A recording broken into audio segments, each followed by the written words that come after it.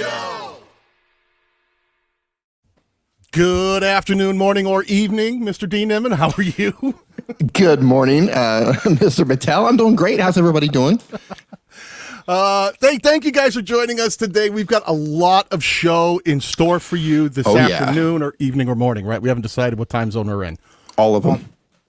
And let us know in the chat if you can hear us okay, if everything sounds good, if we're coming through loud and clear, if you're getting too much hair in your face or too much reflection off of Dee's scalp. We'll try to do our best to modify. So today, one of the things that Dee and I were going back and forth about this. We're always like racking our brains. What should we talk about? What's something that has a lot of value that we think is important to you guys out there, and something that we can add value to your lives just from our own experiences and the things that we've done. And one of the things we started talking about was, geez, like just thinking about being a full-time YouTuber and everything that comes along with that. Man, Dee, what do you think? We got a mouthful today. This is a big conversation, and it's one of the top things I get asked. I get sent emails and DMs that say, I want to become a full-time YouTuber. So what we're going to talk about today are things that you might not be thinking about when you're thinking about being a full-time YouTuber, because it's easy to think about, I just want to make some videos and I want to be a full-time YouTuber. It's a little more, it's not complicated, but there's a little bit more involved there, and that's what we're going to talk about today. Yeah, and it's funny because I come from a background where I've been self-employed since I was a teenager. So there are things in my life that helped me to be prepared for being a full-time content creator. And I say content creator because for me, it's bigger than just YouTube, though I'm known for being on the YouTube platform. So it's a big cornerstone of the thing that I do. But yeah, there's so many different layers and levels of things that if tomorrow you got your wish, and let's ask, how many people in the chat right now really are thinking, I want to be a full-time content creator, full-time YouTuber. This is what I want to do for a living. I'm one of them. I am there. I'm with you. Yeah. Type in yes. Give us a yes or a full-time, whatever you want to put hashtag in the chat so we can see how many people really, this is something that interests you. Because I want to make it clear before we dive into this that it's perfectly fine to want to have a YouTube channel that's just for fun, that's just a hobby, that's just, it is what it is, and you enjoy doing it, and you have no expectation of ever trying to make any kind of money, that you just enjoy the art of creating content. That is perfectly fine and acceptable in all cases. Not everyone, look at the yeses. Yes. Me, yes. Yeah, see, there's a lot of people like, man, I do all this. That's how I feel. I feel like we all do the work. So why not figure out a way to at least have it be part-time, right? At least make some money at it. Yeah, well, you know what? What's wrong with trying to get your camera paid for? What's wrong with trying to get your lights paid for, your computer paid for, right? Just nothing wrong with that. So even if you're not going to go full-time, at least try to make a little bit of money so you don't have to actually spend money out of pocket to buy all the things that you think are going to make you look nice and crispy. 100%. 100%. All right, listen, we're going to dive right into this, and we're going to try to break down things for anyone watching here today in the live or in the replay, so you'll have a resource to think about the things you want to plan for and be prepared if you're not there yet, or even if you are there and you're a full-time content creator now. You maybe have just crossed over, and maybe you're just starting to make some money and trying to figure out how to best set yourself up as a business so you can understand the things you're going to be tackling. A lot of this is going to be helpful too. So the very first thing that Dee and I were talking about was, what's your plan to start? If you're someone who's saying, I want to be a full-time YouTuber, you can't just say, well, it happens when it happens, right? You actually have to have a plan. And I think the first thing that most people are juggling is, most people that I've talked to, not all of them, but a lot of them have a full-time current job that they have now, that they somehow have to figure out how to transition from into this dream of becoming a YouTube content creator full-time. So what are the kind of things that we'd have to deal with in that transition, Dee? Well, and the first thing you need to think about is how much money. Well, there's a couple ways to approach it, actually. So when I had another job, and I still have another business, but before I made that transition to becoming a full-time YouTuber, I had to make sure that my income as a YouTuber was equal to the income that I was making currently, because you don't want to be in a position to where, you can't pay your bills.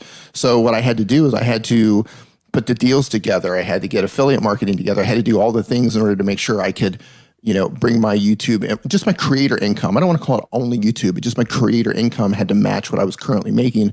And then I had to save some money up to kind of get ahead to give myself that buffer room so I could safely make that transition over. I mean, you can just go for it, but just know that comes with a risk.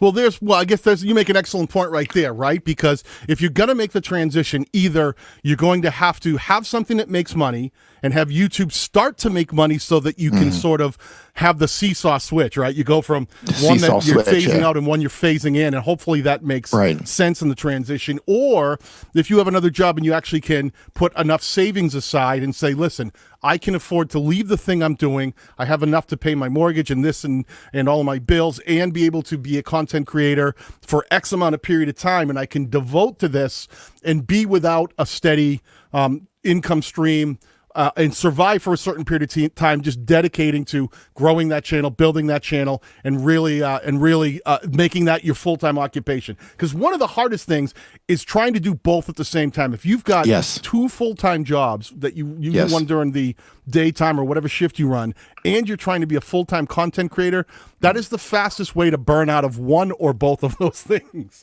Right. One of them's going to suffer. You're not going to be able to give equal attention to both. No matter how hard you try, one of them is going to suffer, and it's probably going to be YouTube. It's probably going to be your videos. And you may be able to do it for a short period of time. I don't want anyone ever to think, because I was a full-time I was a general contractor, so I ran a home renovations company, and I made that transition where I was doing both.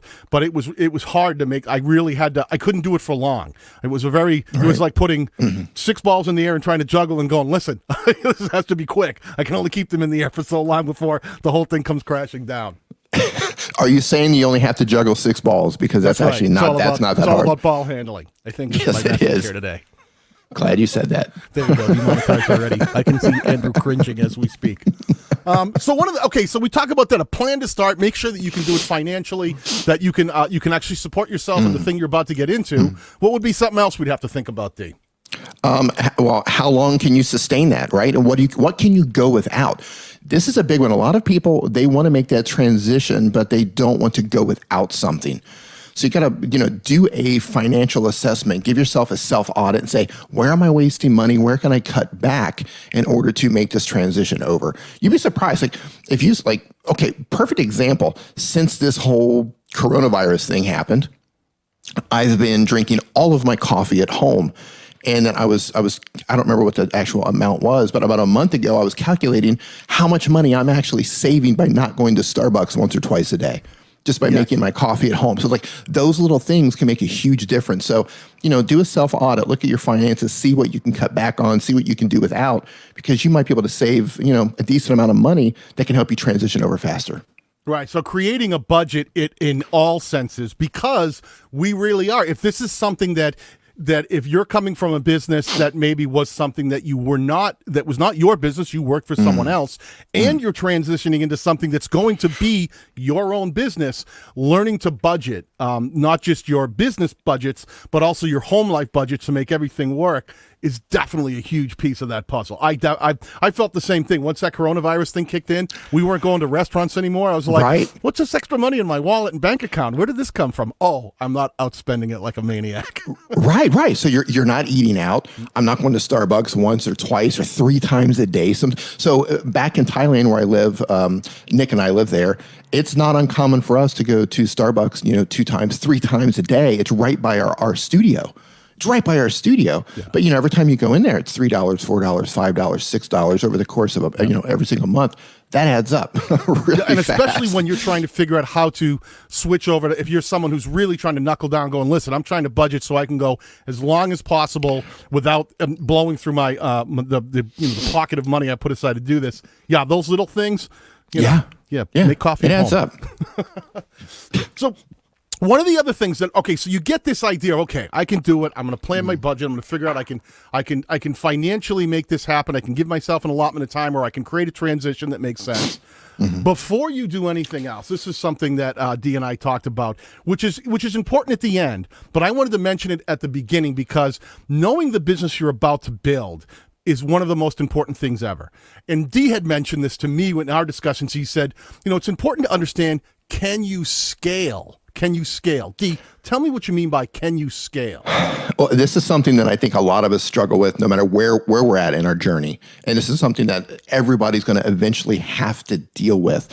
What I mean by can you scale, it's you're going to reach a point in your YouTube journey where you're saying, man, I'm wearing all of these hats and I could be a lot more productive if I could give some of those hats to other people. Maybe you will come to a point where you need to hire a video editor. Is it possible to do that with the type of content that you're making? Right? There's all sorts of things. Are you hiring people to make your thumbnails? Are you making your thumbnails? Would you grow better, faster? Would you grow better? Would you grow faster if you actually paid someone to make your thumbnails out of the gate? Like, there's all these different things where you could have other people do things for you to help you grow faster, to help you make more content. I'm at the stage right now where I'm starting to think about, okay, maybe I should bring on an editor. But it's hard sending your content off to someone else and letting them make those creative judgments for you. But those are things that we all have to go through.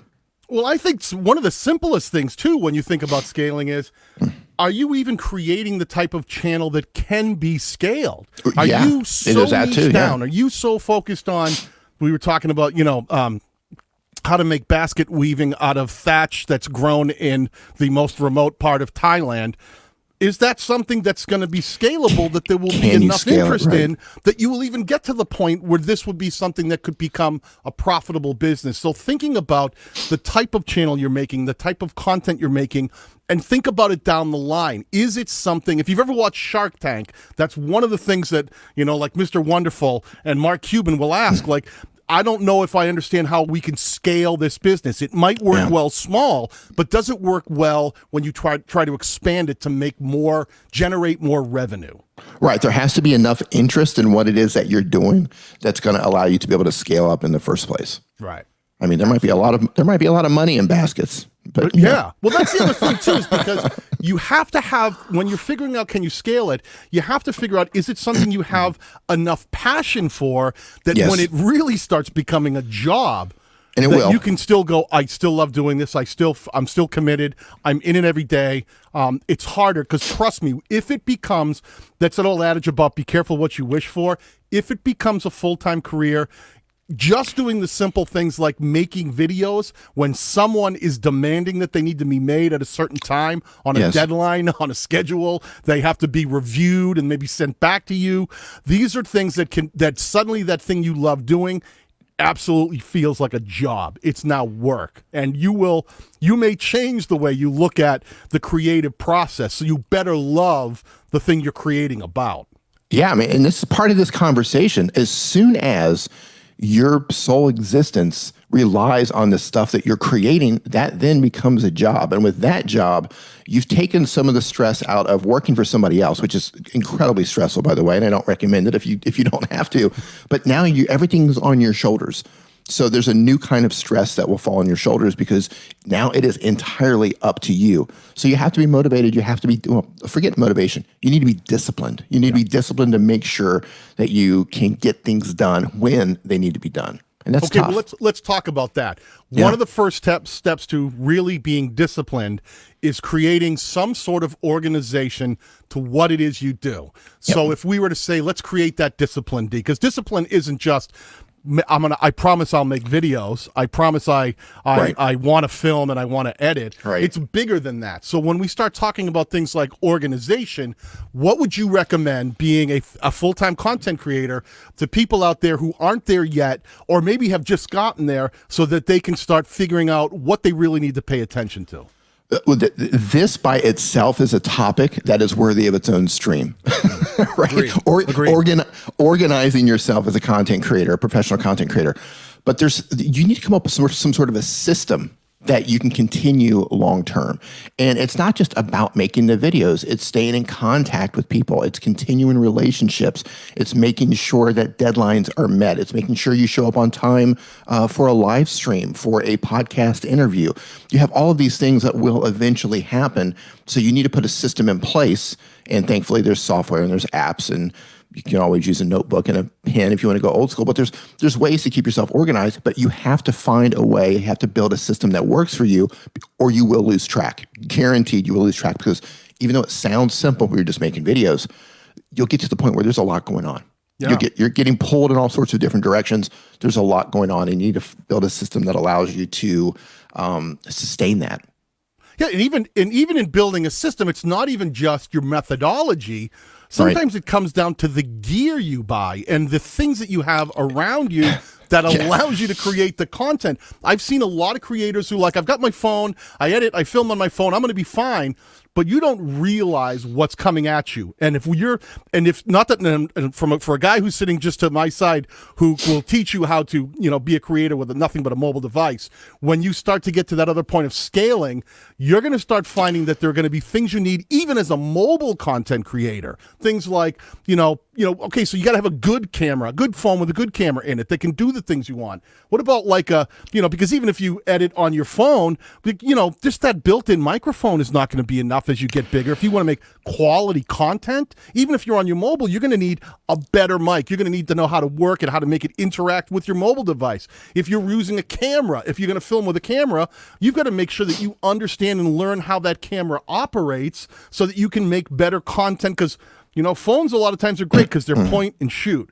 You buy a camera, there's a whole learning curve. A lot of people think I can't wait till I buy a camera. They get it and they go, oh, I literally have to learn a whole new skill here. I used to just open up my phone and start filming. Yeah, and there's all sorts of little things too, like choosing the right microphone for the right job. Like the microphone that I'm using right now is great for this sort of environment. It's great for podcasts, but it might not be so good for just normal video recording, especially if I don't want to show the microphone. So you have to know your gear. You have to learn what gear works in certain situations. Like I'm traveling right now, and I found some amazing little travel-sized lights, tiny little lights that just fit into my bag, because this is part of trying to look as good as you can, trying to be as professional as you can.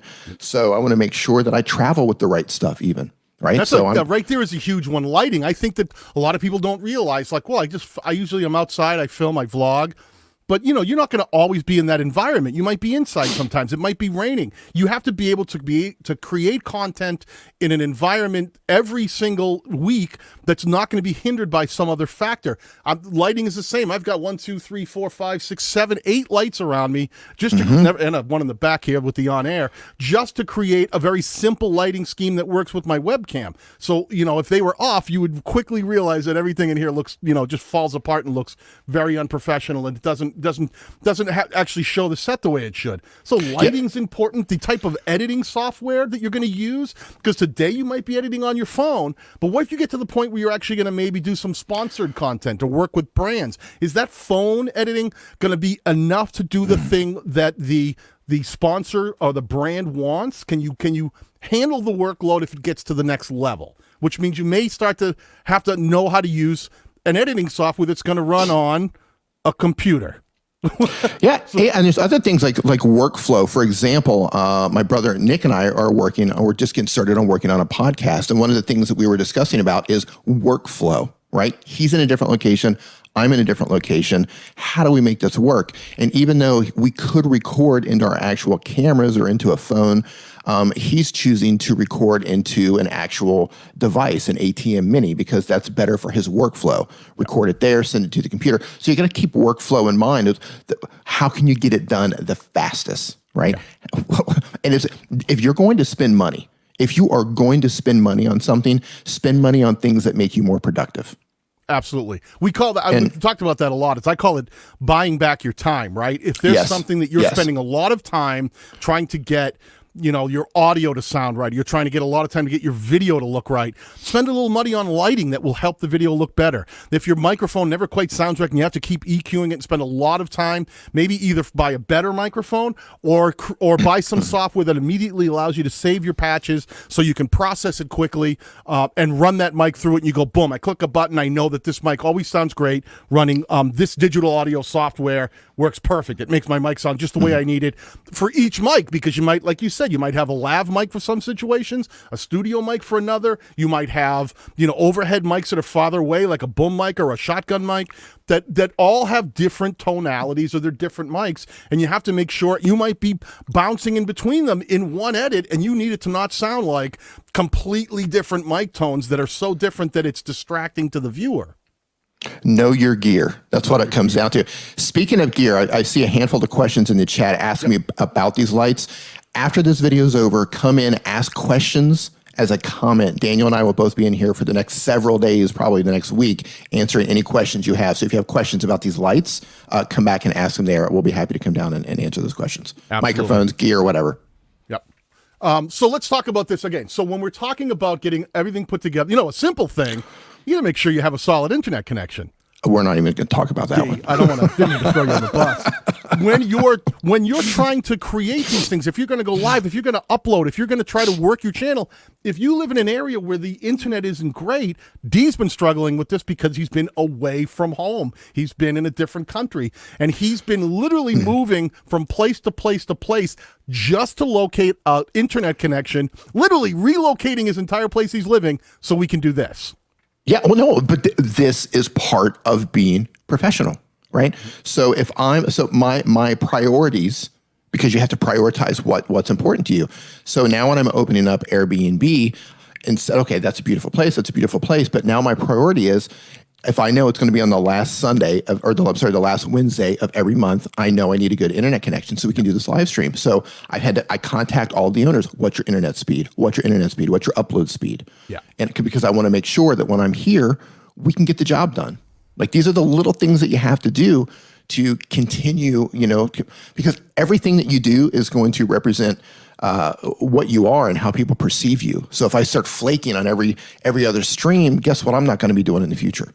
Yep. Not going to be on this live stream. And you can lose business opportunities like that. There are going to be times where you may have sponsors that need you, that are willing to pay you to do live streams and mention them or have them sponsor the streams. If you have streams that completely fall apart, I wouldn't know anything about that, right, Andrew? I've never had a stream collapse on me, ever. Never, it happens. not once, ever, never, ever. And I'm glad you said that, because here's something you need to learn how to do too, is solve problems. You need to solve problems as they happen, and that includes being live and on the fly.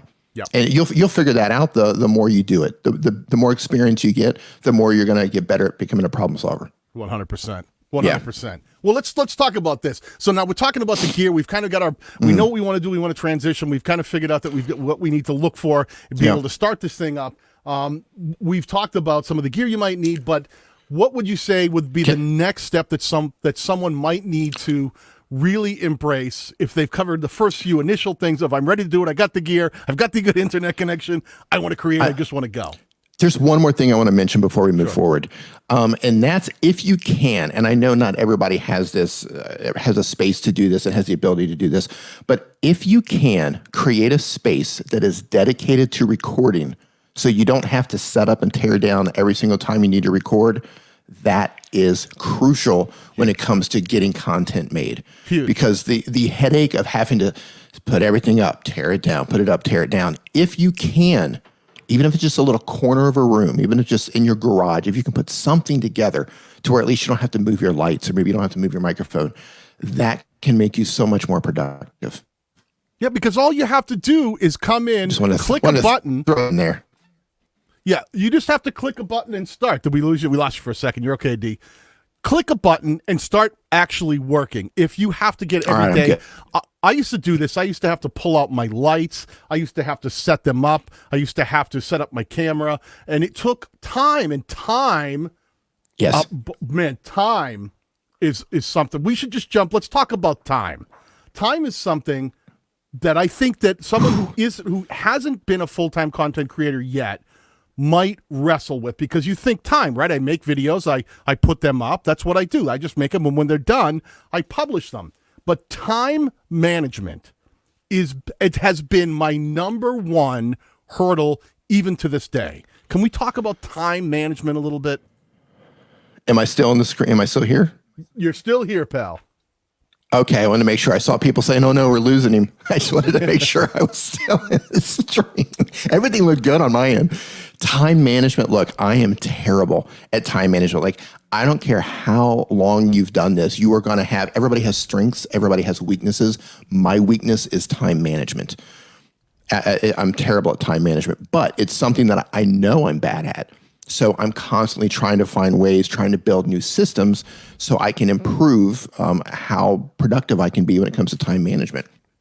I use things. I use Google Keep. I set alarms for everything. I set alarms like I'll go as far as set an alarm a day before, and then I'll set another alarm for like 2 hours before. Then I'll set another alarm for like 30 minutes before. So I've constantly got all of these alarms going off, reminding me to do important things. I got to make this call. I got to get on this podcast. I got to do X, Y, Z.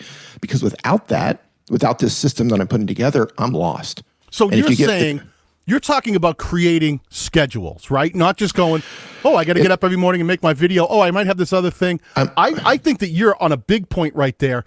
The ability to create schedules, you will find, as we talk about some of the other stuff we're going to get into, that a schedule can get out of control really in the fast. blink of an eye.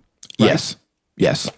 Yeah, of course, especially when you're at the point where if you're dealing with multiple sponsors, or maybe you've got your own products to sell, maybe you have multiple products to sell, and you're working with sponsors, and you're trying to make videos. Maybe you have your own podcast or 2 podcasts. You have interviews that you have to do. It can get out of control really fast. And you know what's funny? Because I've always been self-employed. I mentioned it since I was a kid, but I've never been so reliant on things like my mobile device where I go, listen, I need to open up the calendar and use it. Because people will ask me like, hey, are you available, tomorrow at 7 or next Tuesday at 3? And I'm like, normally I would, in a normal day, because I was used to having a job and then I would come home, I could answer those questions. But as you start to become a full-time YouTuber and you're the boss and stuff's coming at you at multiple angles, if you don't have that schedule figured out that you can reference, your brain might be good. You might be the Rain Man of scheduling. But for guys like me, I have to go, hang on, let me open my calendar and let me see what I have going on and where that fits in. Otherwise, I tell you, my world goes to a hell in a handbasket in a moment. I use Google Calendar. What do you use, Daniel? Same thing. I use Google Calendar. It's really easy. I can do things like I can invite. I saw Shelly Saves the Day was in here a minute ago. I don't know if she is still. Shelly, good to see you. The other day we were working on, we're going to do a collab together. So we have to schedule an appointment. And we go, okay, this time we should meet. I was in the back of a comic book store because I was on the road coming back from vacation. I stopped. We were in a comic book store. I'm sitting on the back curb talking to her on my phone. But it was in my calendar, so we knew like, hey, let's talk at this time. And I knew, at 1:30 I need to connect with Shelly. If those and I have the reminders, they pop up. If those things weren't there, I would get lost. I would be lost. Yeah, I do get lost. Still. But I know that's my weakness. So because it's my weakness, I have to actually focus even harder on that to hold everything together. Yeah, so Google Calendar, whether you're on iOS or on an Android device, and it works on your computer too, if you're on PC or Mac, is a great way. It works really well. You can connect, you can easily create get-togethers and set appointments. Super simple. That's my go-to favorite. So I'd make that same recommendation. Yeah. And you are going to deal with people all over the world in different time zones. So get used to that. That can get really confusing sometimes. Right. And that calendar automatically adjusts. So if you make an appointment with someone and they're in a different part of the world, it adjusts when you send them a calendar invite. It adjusts for their time zone. So they're looking at it. You're not playing that game, which I'm terrible at. I always get it backwards and screwed up. Shelly will tell you. So yeah, super powerful tool. When we're talking about this time management, what other factors, Dee, come into play? Because we're now talking about the basic stuff we control, right? Just, making calendar appointments, doing the things we're trying to put together, make sure we have time to create our own content. What other things really start to affect you that you may not see as someone who hasn't been a full-time content creator yet that will really impact your time management? When you get to the point where you're starting to deal with sponsors and you're signing contracts where videos have to be released at a certain date or a particular time, I mean, it sounds great and everybody loves getting the sponsorship deals, but when life starts getting in the way, when there's other things to do, and now you're contractually obligated to release a video at a certain date and time, that you have to make sure that you not only shoot the video in advance, but shoot the video, edit the video, upload the video in plenty of time for the sponsor to okay the video, if that's something that's in your contract, before you can even publish the video. So a lot of times you have to work ahead of yourself. a lot of times you have to work a lot ahead of yourself right, in order to make sure you and stay on time. Yeah. When it comes to sponsors, this is another thing you're going to learn that you haven't thought of yet, because you may be used to making your content at home. You make it to, it looks right to you, and then you publish it. Well, guess what? Working with sponsors, they might say, listen, we want the right for revision. So you send it to us. They're going to, if you actually do land a sponsor and they say, okay, let's do a collab together, we'd like to pay you to do a video, you have to have it all spelled out so that you go, okay, they say, when will you have the video to us for review? You go, review? What do you mean review? I'm making a video. Yes. No, we're going to want to review that. And then we might want some changes made, which means you thought you were done and you're not done. They're going to send it back to you and say, we'd like you to change these portions of it. And you're like, wow, but on my schedule, I was planning on, these are all things that come at you that you hadn't maybe thought of when you were just like, I just want to make videos for a living. Suddenly you're like, oh my gosh, there are things I didn't plan on that might get thrown back to me that completely throw my schedule off. Yeah, and there's a good chance that can happen. Sometimes they come back with more than one revision. So just in terms of contracts, make sure to read through your contracts. Make sure that they're not putting things out there that give them too many changes. Like, give them one revision or something like that. Don't give them unlimited revisions, because they will revision you to death if you allow them to do so. Yeah, and when it comes to time management, never mind what a sponsor might do to you. What if they do send it back and say, we'd like these revisions, and we're trying to get this video up by Monday. It's Saturday night, and then the power goes out in your house, or your internet crashes, or your computer crashes and it stops working, or the entire computer needs to be replaced. How many computers do you have? If your computer goes down, can you continue to make content, and you've got a contract for something that's supposed to be published, then your computer's down? What are you going to do? You've got a contract in place. You could be in breach of your contract. Now, you can reach out and say, please, have mercy on me. But you're trying to come off as a professional, saying, my toy's broke, I can't work, is not a very valid excuse when you're trying to be a full-time content creator. So all these things we talk about, whether you're editing on your phone or your computer, you need the ability to have backup, multiples, resources, the ability to, like Dee said earlier, solve problems on the fly. I've used that my toy is broken excuse multiple times. Just putting that out there. My toy is broken. Nothing to do with YouTube content creation. Nothing to do with YouTube content creation. So all right, now, since we're talking about this, since we're talking about time, right? All of this stuff is great, and it's fantastic if you can make a living at YouTube, but this is the most important thing as far as I'm concerned. Because you're going to get pulled in all directions, because you're going to have a heavy workload, because you're going to have so many things to do, it is so easy to neglect your friends and your family, your significant other, your children, and that sort of thing. You have to find time to spend with your family. You have to find time, When's the last time you've seen your son? 49 years. This is so true. One of the things that I don't have a son. I don't have a son. We're just joking here. Dee doesn't have kids. I do, but I can't remember. What was his name again? My son Jonas. I'm kidding. This is one of the things that that is so important, especially if you're just starting. You're starting a new business. If you jump into YouTube and say, "I did the things that we were talking about, Dan. Yeah, I put money aside, or I worked the transition." So that I phased out of one job and into another, but even then, you might have double time duty going on at that transition point. Suddenly, you're sitting there going, "Yeah, there's like people in your life that are like." Everyone knows that starting a new business means you're going to have to invest a lot of time into it, but there are certain sacrifices you're going to have to make that you may not want to make. You may not want to lose your wife, girlfriend, and family in the process. That's kind of important stuff. Yeah, and that's where having support from the people around you is so important. And having a schedule and time management is also very important. Very important, because then you can tell them, okay, look, from here to here, I'm busy, but from here to here, this is our time. So just make sure you actually use that time to spend it with them. And it helps that they support you. If you have people in your life, and you might end up with a couple of people in your life who are telling you can't do this. They're not supportive. They're telling you this is a wasted dream. It's not going to happen. my advice would be to stop listening to those people. You know, surround yourself with people who support you, because when you do get stressed, when you do get overloaded, when you do start questioning everything, and believe me, you are going to question everything multiple times along your journey. Am I doing the right thing? Am I making the right type of content? Why am I even doing this in the first place? What was I thinking? What was I thinking, right? This is, right? Be careful what you wish for. That's when you really need people to support you. So if you have people in your life who are not supportive of this journey, stop listening to them. Yeah, you do have to put yourself, if you're going to do this, you know, we're talking about people who want to be a full-time content creator. Yeah. If you're going to want to do this, then you really have to say, all right, listen, I'm going to set this up. And in all aspects, I need to set myself up for success.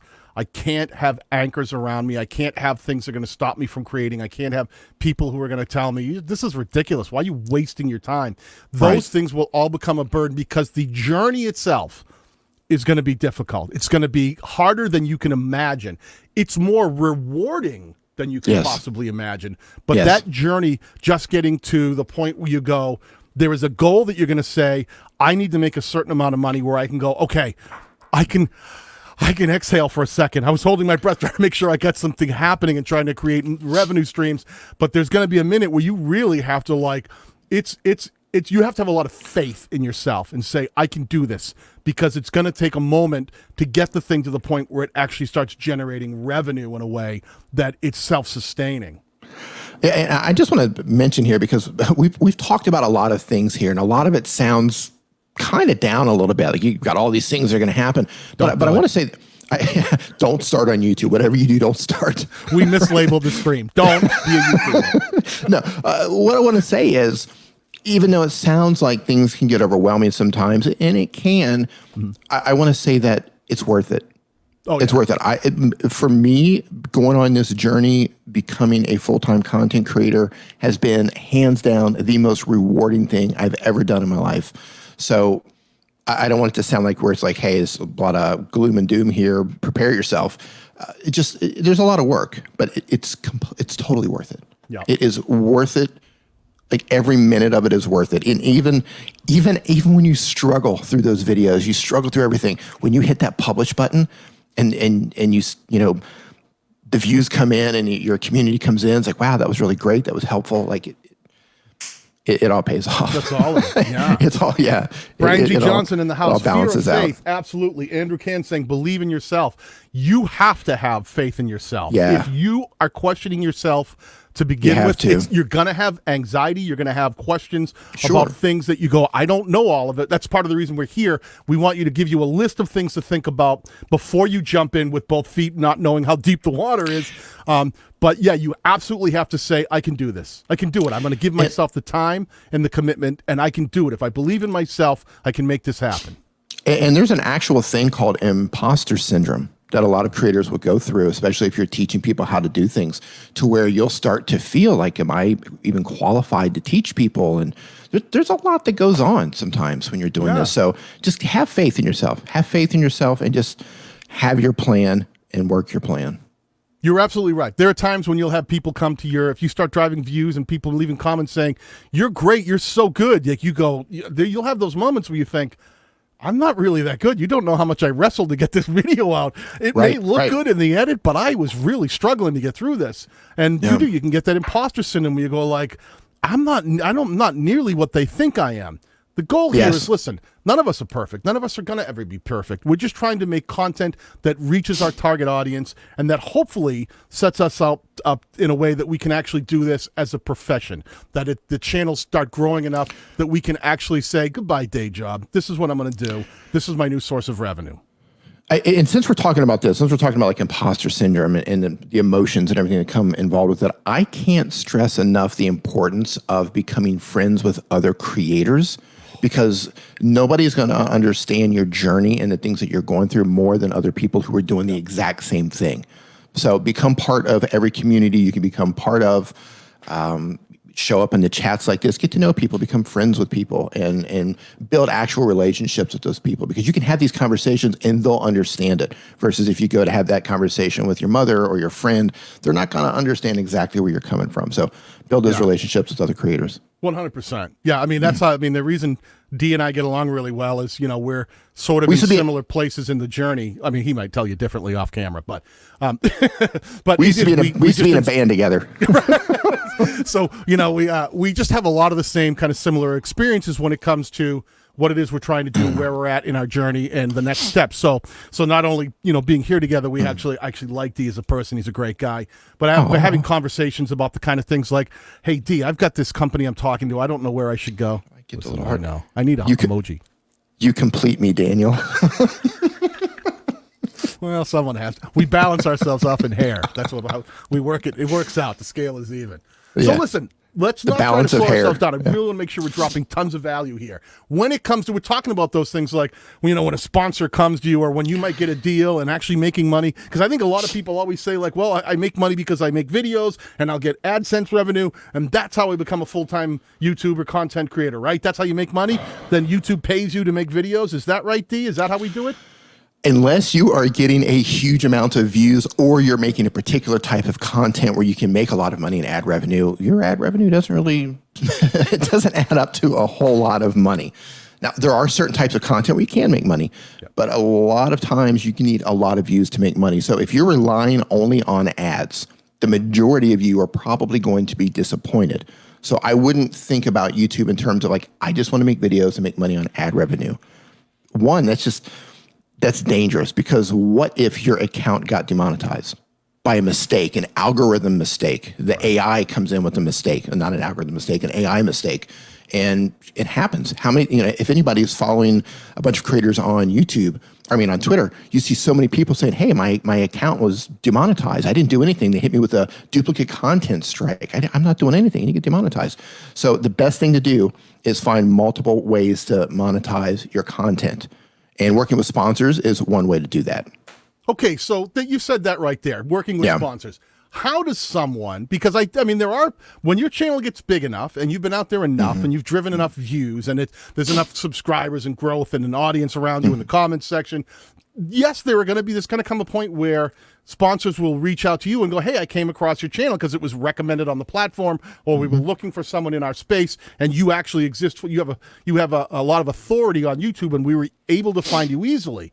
But if you don't have that authority, or even if you do, what's something that a creator can do to position themselves to better handle things like reaching out to sponsors or being prepared when sponsors reach out to them?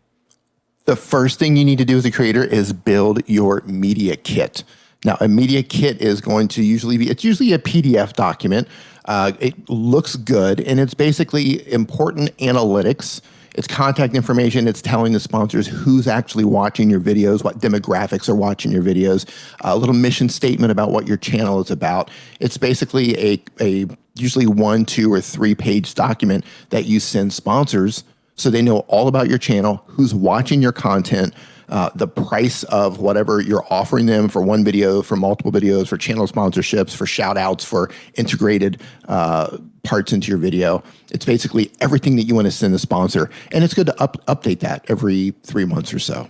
Right. And I actually in my, I have we both have channel memberships groups. In my channel membership group, just last month, I made it members only content where I walked them through the process of making a media kit using canva.com online for free, just using their templates, not any of their assets, and building your own media kit. If that's something that you don't have, check out canva.com and just go into the search bar and type in media kits. It'll give you templates that'll show you some basics of how to start building a media kit out and actually give you some ideas how to do the layout, what kind of information you might want to have in there. So that's a great way to start. Start thinking about if you have no intention of reaching out to a sponsor this week, or you have no sponsors reaching out to you already, do this now, because when they do reach out, you want to be prepared. You want to be able to say, hey, this is who I am. This is the kind of channel I have. This is the size of it. This is the kind of views I drive. This is the kind of reach I have. These are the demographics of people I reach. There's a million ways a media kit will be important, not just for someone reaching out to you, because plenty of times I've said, there's a company I want to work with that may not know who I am. So how do I quickly let them know without just writing a bunch of words in an email, trying to somehow describe in paragraphs who I am and what I look like and the kind of channel I have? The easiest way to do that is to say, this is who I am. I'm a YouTube content creator. I'm really excited about your brand, and I think there might be a possibility that my reach and your audience reach might overlap, and we could do some business together. I'm attaching my media kit. Take a look at it. Tell me if this is something that you might be interested in. And I can have things in there like pricing for doing collaboration videos together. I can have headshots of me. I can have the reach. I can show them monthly how many millions of views I'm getting, how many tens of thousands of new subscribers I get every month, the entire size of the channel, other brands that I have worked with, so that they can go, oh, well, look at the other brands that have worked with them. That's pretty cool. Examples of those things, right? Where your audience lives in the world, how old are they? Exactly, right? Where you are, what's your influence on other social media platforms? The type of content, your mission of your channel, right? Because if you're trying to reach out to a brand, how do they know that you're a good fit for them? Because they have people they're trying to reach, and is your audience and their audience, do those two overlap in a way that you'd be a good fit together? I do a lot of Filmora videos. I'm a brand ambassador. I have sponsorship for Filmora. But if a tractor company reached out to me and said, hey, you want to do a video about the new tractor we've just released? I'd go, I don't know if we're the right fit here. This may not be simpatico. I don't know. It sounds like a channel pivot to me. Sounds like an opportunity. My lawn is getting very long. I could use a tractor to get out there and take it down quickly. Batal Tractors has a nice ring to it. I could use it to cut my hair. Do they have hedge trimmers? I could do that. That's probably some overlap there. One of the other things you got to think about is so not just having a media kit. Let's say you did reach out with a media kit to a company, or they reached out to you and you responded by saying, thank you for reaching out. Here's my media kit that can help you get an idea of who I really am, the kind of pricing I might ask for in my videos. Once that you've started that conversation, what's the next step? Like, because you have to be prepared. If you're going to try to make a deal, if you expect them to make the offer to you, I always say, as a guy who's been self-employed most of my life, I'm the guy who wants to make the proposal. I want to control the deal. I want to control the contract. I want to start setting the terms as quickly as I can in that conversation, because, listen, the company's not going to go, let's pay you way too much for the thing we want you to do. They're going to go, let's pay you the least amount of money we can possibly pay you to do the thing that we need you to do, because they want the greatest return for what they're on from their side of that sponsorship deal. You need to know from your side of the equation, how do I make sure that when I'm talking to these sponsors, that I'm positioning myself, that I can get the kind of numbers that my value, I think, is worth, or I can protect myself in a way that I can make content and not have them send it back to me 15 times like we talked about earlier, with revisions of, no, we need you to change it. We need you to change it again. How do we do something like that, Dee? Every now and then a brand will approach me with an idea, but 99% of the time, the idea comes from me. So when I reply to them, and it doesn't matter if they reach out to me or if I'm kind of cold calling them, what I do is I reach out to them with a plan, right? I attach my media kit and I break down a plan. I'm like, okay, I explain, my audience, who we are, what I can do for them. Again, it's what I and my community can do for the brand. And here's a 3 video idea. Instead of trying to just say, hey, let's do a video together. Well, why not try to do 3 videos or 6 videos? So I'll pitch an entire range of ideas. Here's the first video idea, and that's going to lead to the second video idea, and pitch that to them, right? It's sales. So when they see that, I've given them the idea. They can visually see what we can do together on the channel, and it's a series of videos. And then I attach a price to it. And then I say, well, let me know what you think. So you treat it not much different than a contractor who came to someone's house for an estimate. You actually have a proposal. Like, I could do this for you. This is exactly the kind of thing I would do, and this is how much it would cost you. Yeah. But I'm very clear about what I can do for them. And sometimes I'll even show them examples. Maybe I'll show them an example of one of their competitors and where I've put them in a very great spot for search traffic. And I'm like, hey, I would love to put you here. This is how we can do it. That's awesome. I'm going to put a link in. I'm going to put a link in the chat to a media sponsor agreement, proposal, and contract template that you're free. Something I have on my website for just these scenarios when people go, I don't know how to talk to a sponsor. I'm going to drop that as a link. Feel free to download that, use it in any way, shape, or form, twist it, move it, add images. But it's a great way to get you to start thinking about the things you might want to consider when either you're reaching out to a sponsor or a brand, or one has reached out to you and said, what would you think about working with us? Give us some ideas. You have the ability to have something that is more professional, that templates the kind of things that you also might want to not only frame what it is you want to do, but protect yourself. Be able to say things like, you will have no rights to the advertising revenue that I generate on my channel. You are not allowed to tell me that I can't run ads unless that's something we've agreed upon. Because they might say, that's great, put the video up, but we need you to turn off advertising because we don't want a competitor to advertise their product in front of your video that we sponsored.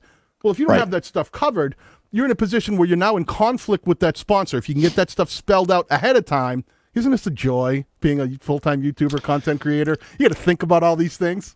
It's things that you don't think about when you first get started. Like, before you start working with those companies, you're just like, oh, I'm just making videos, and somebody wants me to make a video. I'll just make a video for them. You're dealing with a corporation that probably has a lot of employees in most cases. And a legal team. And a legal team. And they're wanting to cover their backside to make sure that you don't do anything wrong. And that brings us to another point, and that's being brand friendly. Yes. Brand Talk to me about that. Brand friendly, by that, I mean, you want to make content that brands are not afraid of. Because if brands are afraid of your content, if they're afraid of what you might say while representing them, or you're just some loose goose whack job on Twitter or something like that. I feel like you're speaking to me. I am speaking directly to you.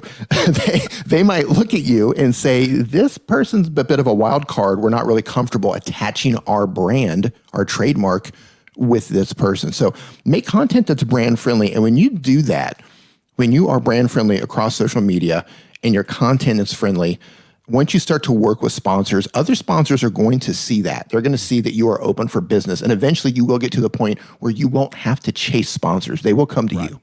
They will come to you. And listen, there's something that you said, we were in discussions not that many weeks ago, when you talked about being brand friendly. Brand friendly, you were very clear about, doesn't just mean the content that you make on YouTube. It doesn't just mean the things that your sponsor might see that's specifically related to that content, that channel. It can be things like, what are you posting on Twitter? What other things are out there that are tied to you that a company might find you on Twitter and go, oh, he's, Dee does this mobile device thing. Let me just, he's on Twitter, right? Let's check him on Twitter. And if Dee has a bunch of pictures of his, naked family and political posts and, Whoa. Did you just say my naked family? Well, I think you took that one down, right? It's not still up, is it? All right. Okay. I'm just checking. I'm just saying. What? I'm sorry, Andrew. But you have to worry about, because sometimes people go, hey, on social media, because I'll just post whatever I feel like, right? I don't have pictures of Nick on there, in case anybody's wondering. Right. Well, you just change it a little bit and you just tell them that it's you. Yeah. However, Nick and I do have an OnlyFans account, if you guys want to go over there. It's a portal. It's got a paid entry. But the pictures are insane. Oh, man, I'm sorry. Nick's going to be like, you know what? I'm not coming to these streams ever again. I hate you guys. Yeah, absolutely. Brand friendly. The way, and brand friendly too is the very same thing when I posted that link for the media sponsorship contract, is being professional. Just the ability to have a conversation, not like the one I just had. But if a brand reaches out to you, you really want to filter. Don't use the language I use. You want to make sure that you're speaking to them in a professional language and saying, hey, that sounds really interesting. I'd like to talk to you about that. Let me put together a proposal and let me know what you think, if you think that fits within the kind of thing you'd like to do. All of that professionalism plays in across the board, being able for the brand to go, yeah, we can really see ourselves working with at least Dee, not Daniel. But that doesn't mean, I'm glad you said that, but that doesn't mean you have to just completely walk the straight and narrow. Put your personality into what you're doing. Be you. Yeah. But just know where that line is to where it's like, okay, I'm going to be me. I'm going to do things the way I want to do things, put myself out there. But there's a certain line that you don't want to cross. Right. Which I step over daily. Like you just jumped right over. I erased it. It was like the Coyote and the Roadrunner. I just erased the line from the road and ran right into the mountain. So listen, let's talk about that. One other thing I really want to pay attention to is that idea of creating those connections, right? Because it's not just sponsors. It's not just, we talked about earlier, you said reaching out to people in your community. There's actually another level to that, which is the relationship building and networking within the thing that you're doing, right? Because yes, we do this a lot. Like when I think about networking, it can be things like, because I'm a YouTube content creator, things that are important like are some of the events that come up, like VidCon, VidSummit, social media marketing world, becoming engaged and engrossed in the environment of the work sphere I'm trying to exist in, right? Yes. I understand not everybody can go to those events. Those events can be very expensive. There's travel involved. Yeah, I understand everybody can't get away. But if you can, even if it's just something you go to every couple of years or something you have to save up for, going to those events can be totally worth it. And if you can't go to those events, be as engaged as you can in all of the networks or all the groups that you can find, Facebook groups or Discord groups. Almost every channel has their own Discord. Most channels have Discords by now. Brian G. Johnson runs a fantastic group. Become part of channel members like the battalions. Become part of those communities, get to know as many people as you can, build relationships outside of those groups with people, do collabs with those people, meet up for coffee.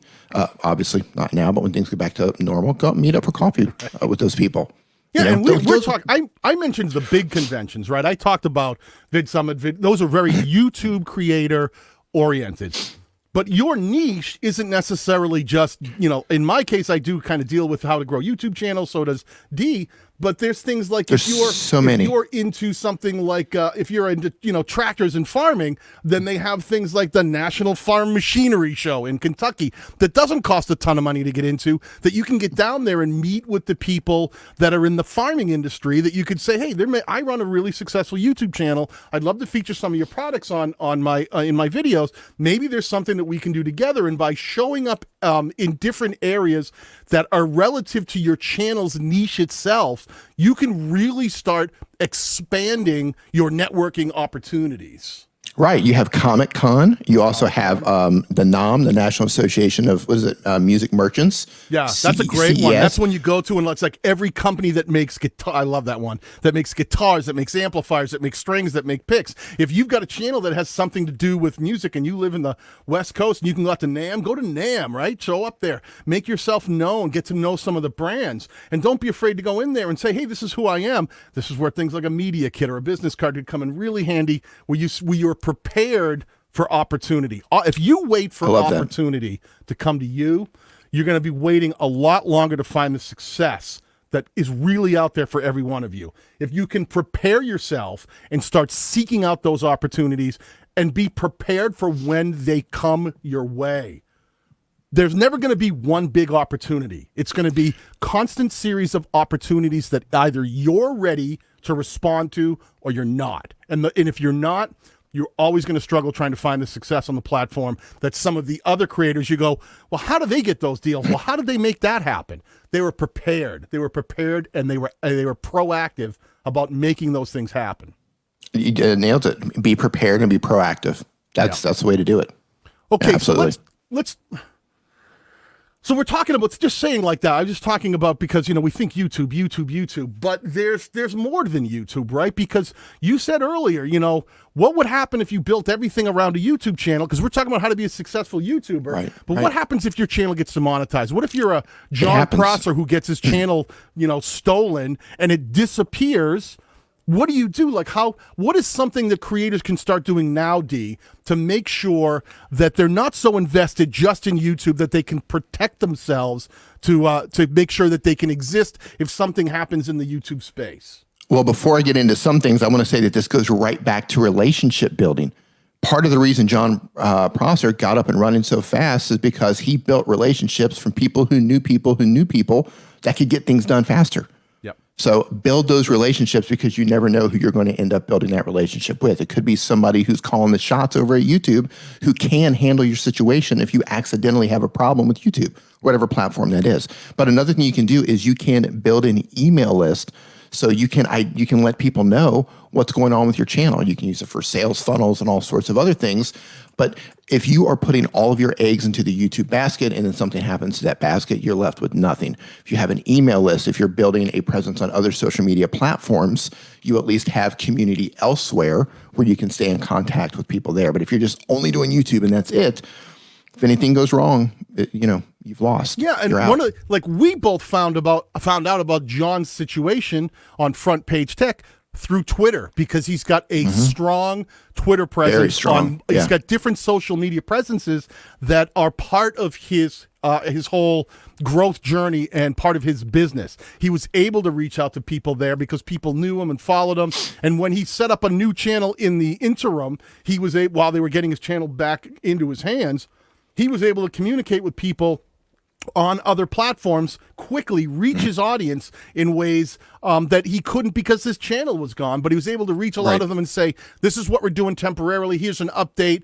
And that ability to connect with people beyond just the YouTube platform. Roberto Blake calls this being platform agnostic. If you have all your eggs in one basket and someone steals your basket, you're in trouble. You're in trouble. Yes. You need to start thinking immediately about how you can push those walls out, how you can grow on Twitter, how you can grow on Instagram, how you can create email opt-in lists so that you have direct contact to people who are interested in your content, so that even if something disappears, you can host that content like John did on another channel or on another platform and say, we're going through some stuff right now, but you can see my content right now. I'm putting it here. Why don't you go check it out? And that can be super important if you have a sponsorship deal where you've made a contract that says, I will host videos, I will do this many videos for you, and suddenly your channel goes down and you can't fulfill your contract and you can't make content. You're going to be in a pickle. I'm going to tell you right, it's a pickle. So you need to be able to think, how can I reach out to the sponsor and say, this is beyond my control, but here's how I'm going to roll on the fly. We're going to work on this. We're going to put the video out here for now. And you can have these abilities to solve these problems as they come at you and not be stuck in that one pit that sucked you down. Like I had this one problem and my entire business structure disappeared on me.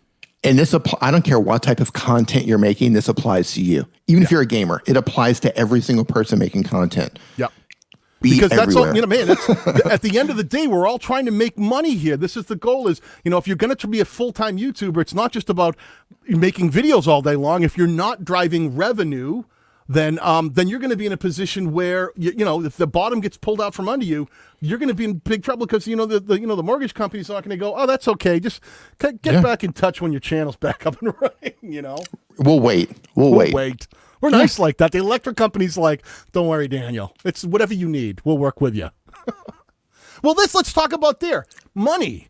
Money. A lot of people are coming from jobs that they work for another person and they get a paycheck every week and their taxes are taken out. And at the end of the year, they pull up their, if you're in the U.S., you pull up like an easy form that you fill out and you go, that's nice and easy. You fill in a couple numbers, you send it off, and I get my tax return because my company I work for takes his taxes out, takes care of all that. If you're going to be a full-time YouTube content creator, you own the business. You're in charge of taking those taxes out. You're in a different tax structure because you're now self-employed. You need to start making quarterly payments to the IRS if you're in the United States. You need to start tracking things like your expenses, your income, saving receipts in an organized fashion. Dee, talk to me about this stuff. You know this stuff. I can't get too into detail because I don't live in the U.S. Well, every country is different, right? Right. My situation is completely different than your situation, but I will tell you this, like how you set things up can make a difference, Even if you live in another country, are you setting up a company in another country? Are you working as a sole proprietor? What are the rules in whatever country that you live in? What's the tax situation whenever you work in or wherever you live? These are things where you're going to have to consult a professional, have a consultation, see what they recommend based on where you live in the world, because you can screw up. If you're someone who just did your taxes because it was a nice, easy form every year, You may need, like I have an accountant. I've had an accountant my entire life, It's been the same guy for most of my life too, and he just knows me. So I know I've learned how to be prepared for tax season. I know how to figure out how much I'm making and make my quarterly payments so that there's money sent into the IRS. I know how to say if I miss a quarterly payment, what are the fees? What does that cost me? And what is it going to end up down the line in, adding on to my total tax burden? I know how to do things like structure things that can be expenses. You might be out buying gear, like I can't afford to buy a mic. I'm trying to do this. I can't afford to buy gear. Well, guess what? In the United States, if you don't have some expenses, and let's say you made 30 grand, but you didn't buy a thing, you're going to be responsible for a large portion of that in taxes back to the United States government and the IRS.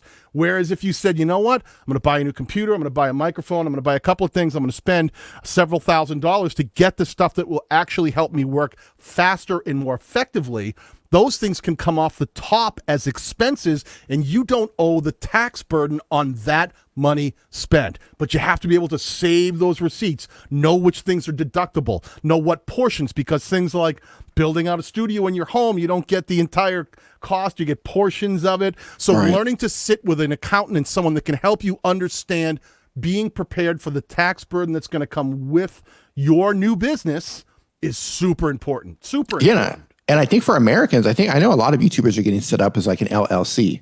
Yep. Yeah. I know a lot of people are doing that. So how you set how you structure things? Are you sole proprietor? Are you an LLC? Are you an S corp? There's a lot of different ways to do it. And again, you're going to need to seek a professional to help figure out the best solution for your situation. Yeah.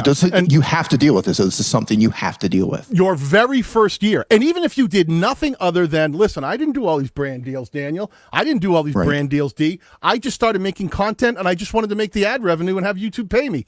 Guess what? Google is going to send you a 1099 for the money they paid you in AdSense and go, there you go. You're responsible for all the taxes and the tax burden on that.